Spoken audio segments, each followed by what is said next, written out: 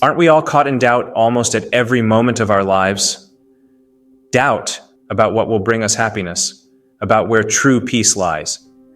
These are the very questions Tolstoy wrestled with in his novels, questions drawn from his own life. In this video, I'll talk about one major novel by Leo Tolstoy, Anna Karenina, and how Tolstoy shows a path toward finding ultimate peace in life. While the novel's central theme may differ, I'll focus on a different angle, through the characters, especially Levin, my favorite, who wandered in search of meaning, eventually found peace somewhere unexpected. But first, let's get into a short summary of the novel so you can understand my or Tolstoy's points later in the video. The novel Anna Karenina by Leo Tolstoy opens in the Oblonsky household, where Stiva Oblonsky has been caught in an affair with the family's governess, devastating his wife, Dolly, and causing familial chaos. Stiva's sister, Anna Karenina, arrives in Moscow to mediate. Anna, known for her beauty, intelligence, and charm, manages to bring temporary peace between the couple. While in Moscow, Anna meets Count Alexei Vronsky at a train station, where their connection is immediate.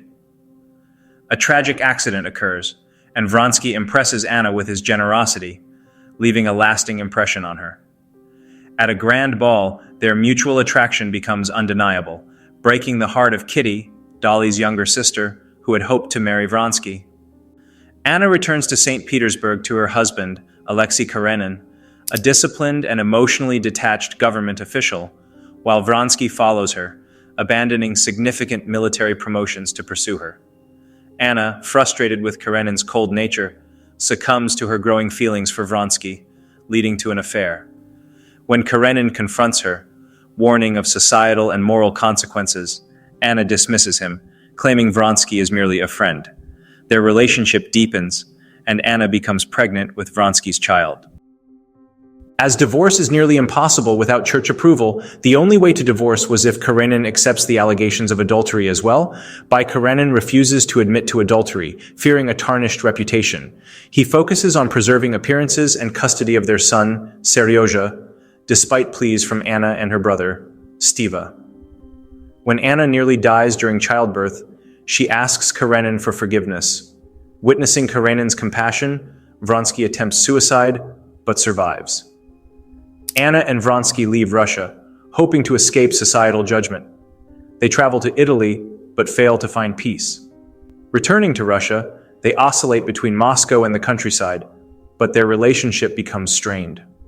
Society harshly judges Anna, ostracizing her while Vronsky remains relatively unscathed. This double standard isolates Anna, leading to paranoia and despair. Believing Vronsky no longer loves her, she tragically takes her life by throwing herself under a train. Parallel to Anna's story is the narrative of Levin and Kitty. Levin, a hard-working landowner, initially proposes to Kitty, but is rejected as she hopes to marry Vronsky. After Vronsky's rejection, Kitty experiences an emotional crisis, but eventually reconciles with Levin. Recognizing his sincere love, she marries him. Their marriage, though tested by misunderstandings and sacrifices, is built on respect and resilience. Levin, deeply involved in improving agricultural practices, undergoes a spiritual awakening after the birth of their first child. Through these intertwined stories, Tolstoy's messages were more numerous than what I'll be presenting here, but the ones I'm focusing on are often missed and are very important, starting with big cities and the gaze of others.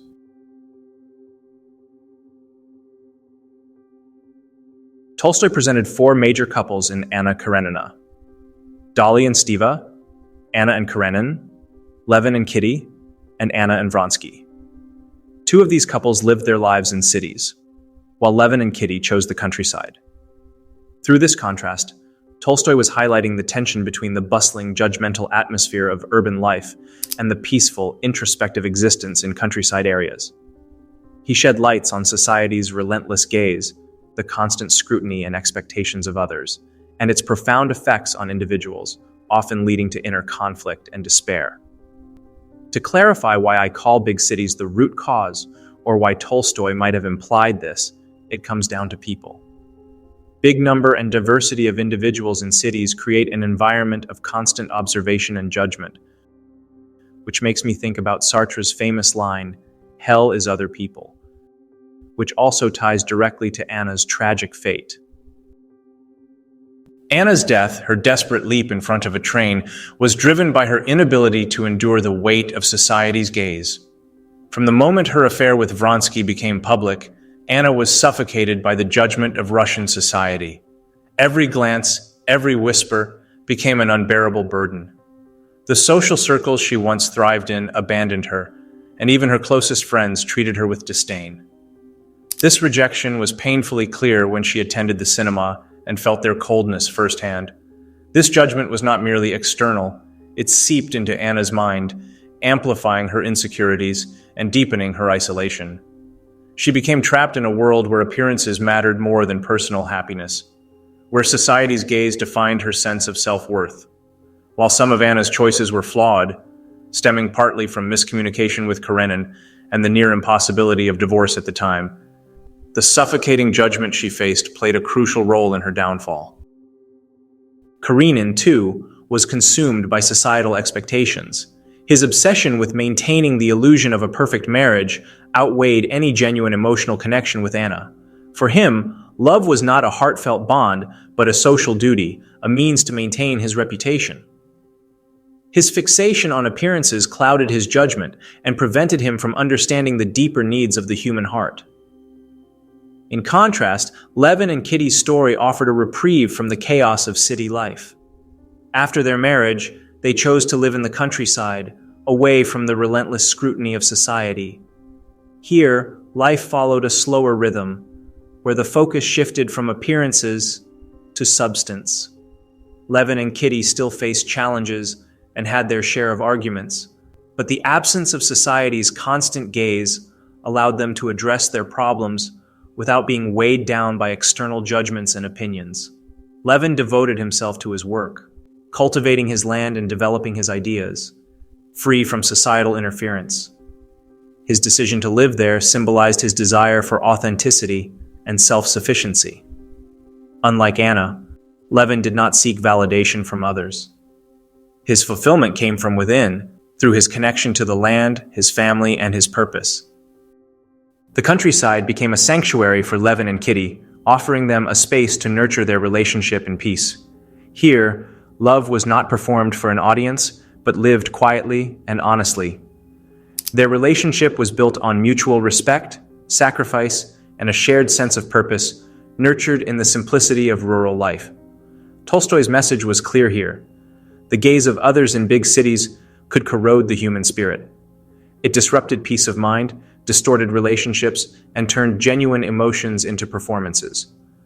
The countryside, on the other hand, offered a refuge, a chance to escape societal noise and reconnect with what truly mattered.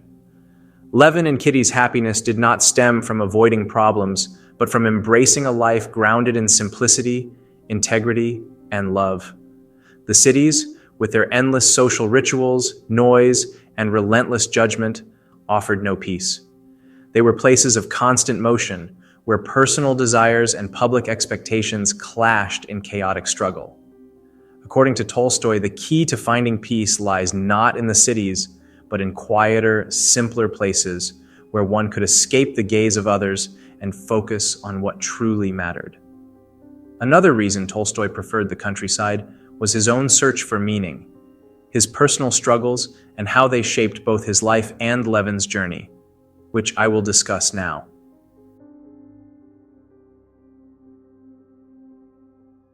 Happiness, as depicted in Anna Karenina, was shown as a fleeting illusion, something every character sought but rarely found.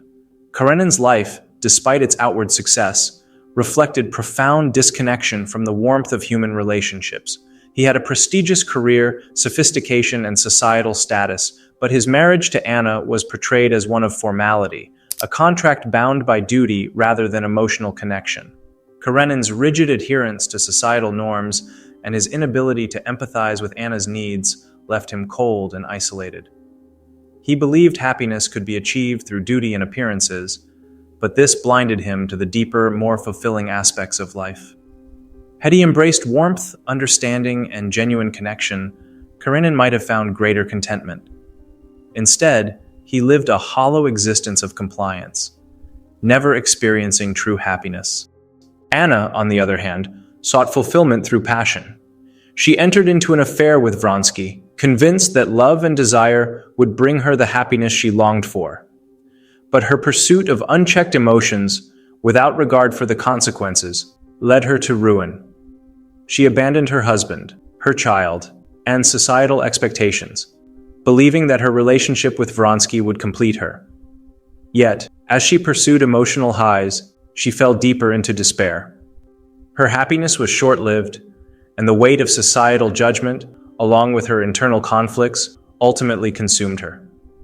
In contrast, Levin and Kitty's story presented a more grounded, though imperfect, path to happiness. Their relationship was not without struggles or conflict, but it was rooted in mutual respect, sacrifice, and a willingness to understand one another. Levin's journey to emotional maturity and Kitty's growth into a loving, supportive partner demonstrated a love grounded in reality rather than idealized passion. They built their happiness through the quiet, everyday efforts to create a life together. However, even their happiness was fleeting. Tolstoy underscored the transient nature of happiness throughout the novel. No life, no relationship was shown to be without challenges.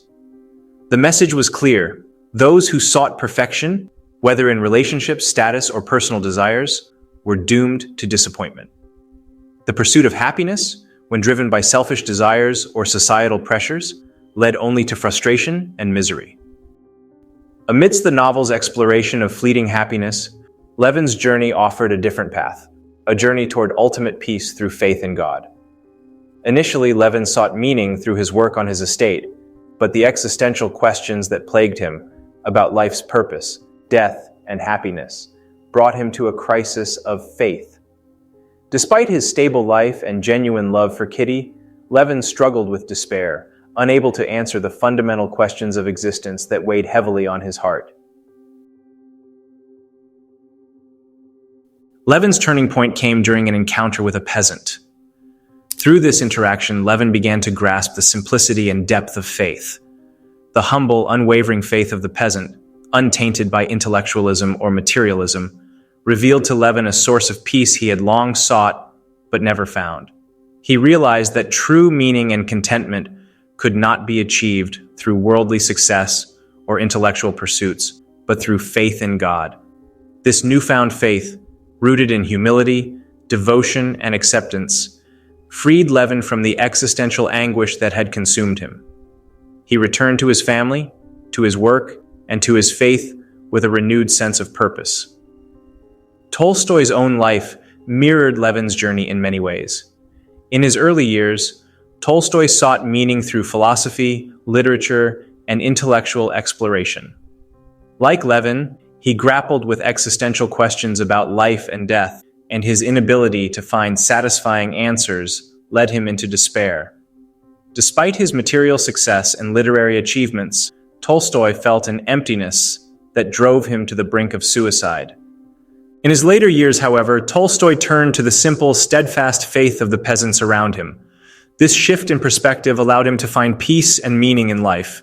Like Levin, he discovered that true fulfillment lay not in intellectual achievement or societal approval, but in humility, faith, and a connection to something greater than oneself. This embrace of faith brought Tolstoy the peace he had sought for so long and provided him with a renewed sense of purpose.